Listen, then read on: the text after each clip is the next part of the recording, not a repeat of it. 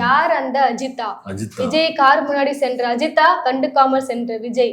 அதான் சொல்ல இப்போ ட்ரெண்டில போயின்னு இருக்கு. இது மட்டும் மத்த கட்சிக்காரன் பண்ணிதான் காரை விட்டு ஏத்த பார்த்தாங்க, கொல்ல பார்த்தாங்க, நியூஸ் ஆயிருக்குன்னு திரும்ப அவரோட கார் அப்படிதான். எவனோ ஒருத்தன் வந்து சங்கி ஒருத்தன் போதை போட்டு வந்தான், திரும்ப காரை ஏத்த பார்த்தாரு, இடித்து விட்டா, அடிச்சு தூக்கி விட்டாரு, நியூஸ் போட்டாங்க. ஆமா, அதோட என்ன பிரச்சனை, அவங்க ஏன் அப்படி வந்தாங்க? அவங்க खत्म, बाय बाय டாடா.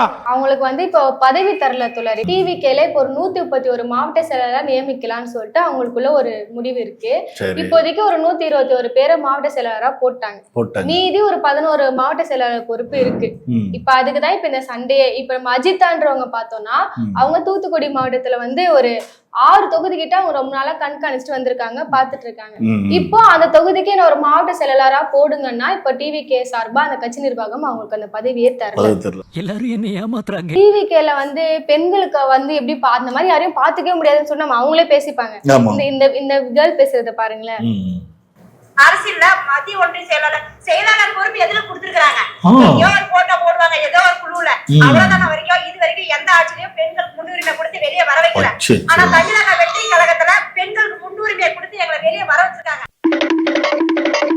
தளபதி சிஎம் ஆக்கி வைக்கணும். நாங்க எந்த மாவட்டத்துக்கு மத்திய ஒன்றிய செயலாளர் பெண்களுக்கு முன்னுரிமை, பெண்களுக்கு எந்த கட்சியில பதவி தரா, டிவிகேல தான் தராங்க பாருங்க அப்படி சொல்லிட்டு பேசிருக்காங்க. அது மட்டும் இல்லாம தொடர் ஒரு லேடி அவங்க வந்து வராங்க நிக்கிறாங்கன்னா நிக்க வேண்டியதானே? அதுனா நீனா அதான் இப்பவே ஒரு தன்னைத்தானே வந்து ராஜான்னு வந்து நினைச்சா தொடர். ஒரு லேடி கார் முடி வந்து நிக்கிறாங்கன்னா மறிக்கிறாங்க, ஆர்ன் அடிச்சு தள்ளிட்டு போயிட்டே இருக்கிறீங்க, விட்டா ஏத்திட்டு போக கூட.